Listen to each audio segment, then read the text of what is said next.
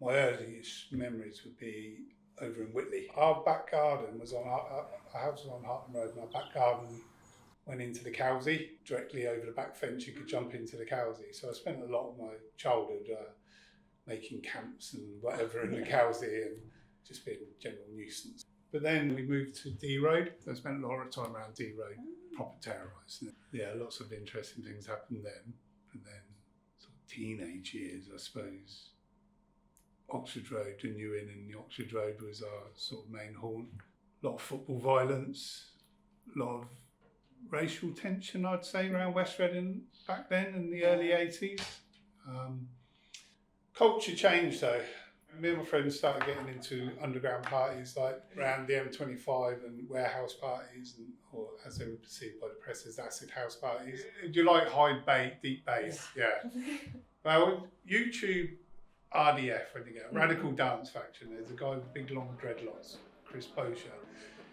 He is an absolute, he's a poet, but we've followed him around. You know, he used to go to London, Bournemouth, Brighton, just watch him play in pubs.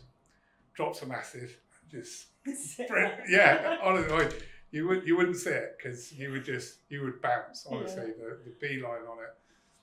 So we would meet up in the New Inn and head off and come back 2 or 3 days later. Ecstasy sort of took over from acid in the whole general culture. So blokes that used to be out fighting with each other on a weekend were now hugging each other in dance venues. Now I was telling this to my kids and they didn't really believe it, but it's a true fact that drugs did have a big influence in the, like I said, I think it was 87. It sort of really started on the party scene. Sort of my life took another trajectory. It has changed a lot. Like I say, back late 70s, early 80s. There was a lot of racial tension. I don't know, maybe it was a dance culture that sort of brought the blacks and whites together as well as the football hooligans sort of thing. The casuals, as we were known. I mean, my parents, they moved to Wales when I was 16 and I refused to go. So I stayed in Reading and I stayed for surf for quite a while. I was homeless. I lived on the streets for a little while, just sort of, and then back to sofas if I could. But I eventually sort of managed to get labouring work and was able to get into shared accommodation. And, yeah, they were tough times, quite a lonely sort of existence when you feel like you're pushing yourself onto your friends to, some friends would help out and then some think you're taking the piss a bit too much and then. But I finally ended up staying with a mate, his parents, and they sort of took me in, sorry on me. Yeah, D Road was back then quite a tough, hard place to live. Glue sniffing and it sounds really bad, doesn't it? Well, that was like the late 80s, early 90s because I had friends that were sort of part of the travelling community, as in the new age travellers. Yeah, they travelled around in their buses. But the two communities merged: the warehouse ravers, and the free festival, new age travellers. We sort of merged, and we brought something to each other. It was really, they had the good drugs. And we had the sound systems, and again, the New Inn, as you can tell, a lot of my life was focused around the New Inn as a sort of mecca of.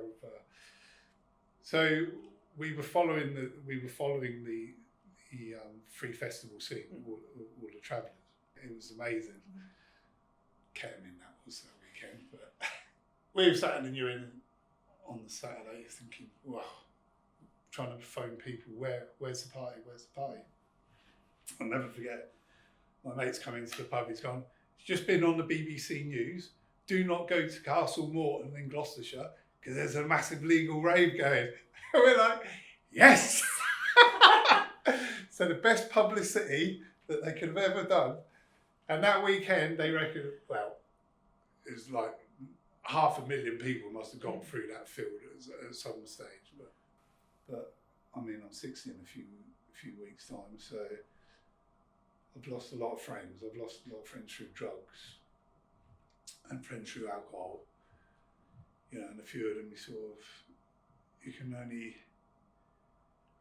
I like to think I'm a good mate, but there's times when you have to just stand back and go, I can't help you. You don't want to help yourself. But I don't want to be with you while you're doing what you're doing. I just can't, you know, and it's tough. It's tough, but it's definitely not Janet and John.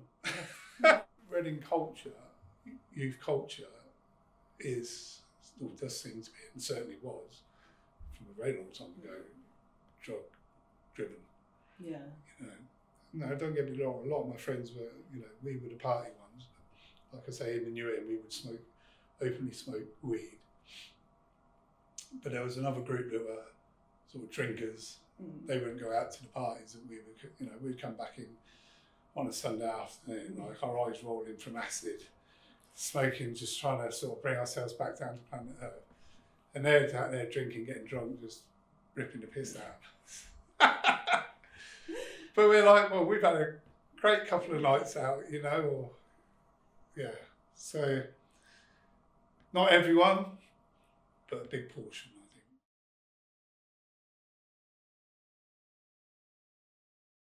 think. Prospect Street in Caversham, which is a sort of a suburb of Reading, really. So I was born in Caversham and lived there until I was about 4 or 5, but a lot of my family are from Caversham, so I got like really strong links to that area. And we lived in a flat on the high street, on Prospect Street, above a photographer's. But the thing with Prospect Street is it's the main route to the Reading Cemetery, crematorium. And so as a young child, I used to spend hours sort of peering out through the window of this flat, basically waving at hearses that were coming up Prospect Street and had parked because they were waiting, so they're quite slow moving and waiting for the traffic lights to change. And I used to think that they were going to weddings because I'd been a bridesmaid for the first time, and so anybody that was wearing nice clothes and in nice big fancy cars, in my head, were going to a wedding. And so I used to go, Mummy, there's another wedding, and then I would be waving frantically out of this window, trying to attract the attention of the people in the hearses to get them to wave back. And some of them were actually waving back, and my mum used to go, no, Tracy, you can't do that.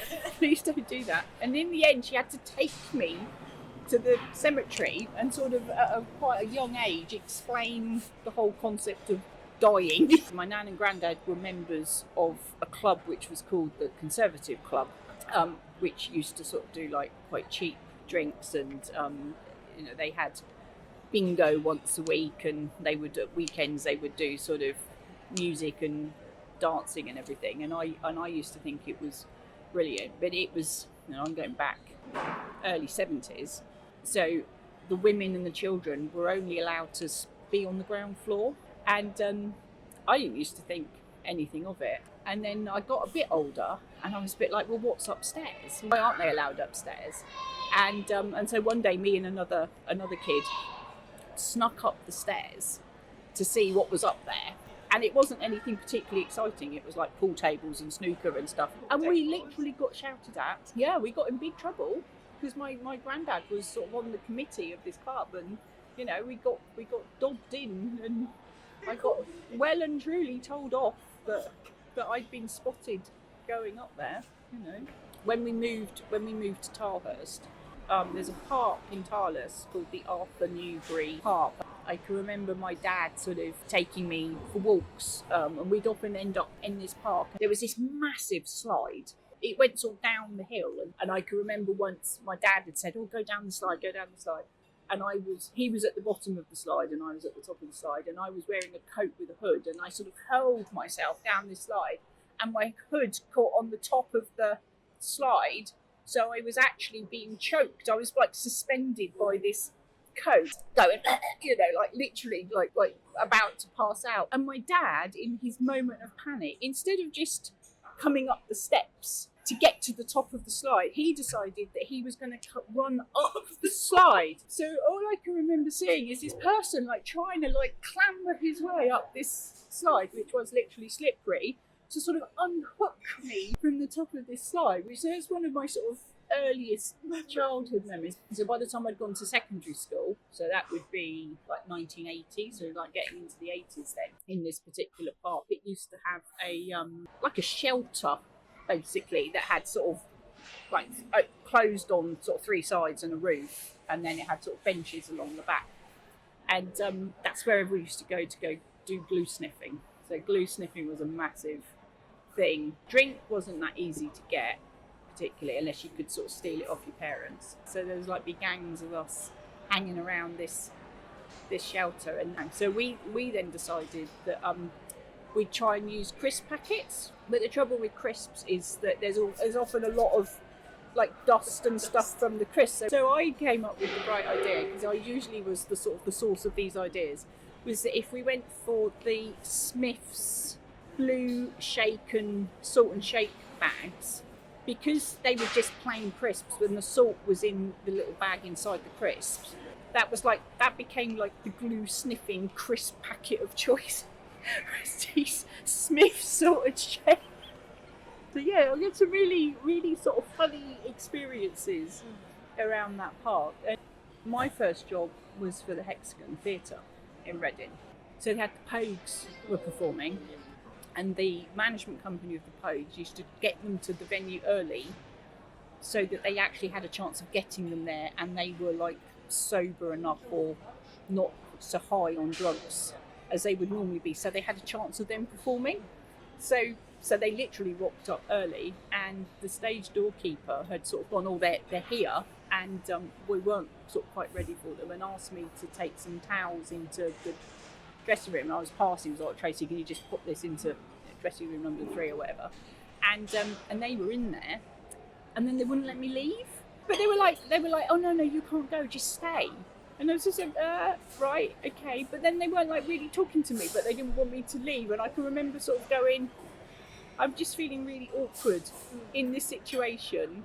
You're sort of saying I can't leave, but you're also... And I was probably in there for about 20 minutes.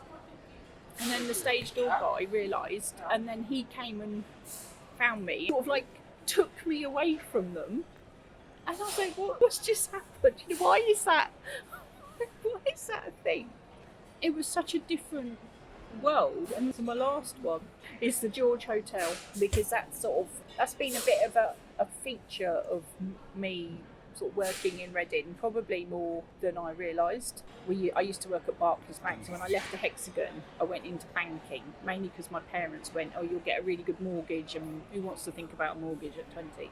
And so I went from this sort of really bizarre environment to like almost in a typing pool, working for a bank, and I absolutely hated it. It was a time when we were like, people couldn't afford to pay their mortgages, they were all in negative equity, we were sort of like on the phones trying to get them to pay money, and then people were just crying down the phone, and it was just like, I just really don't like this.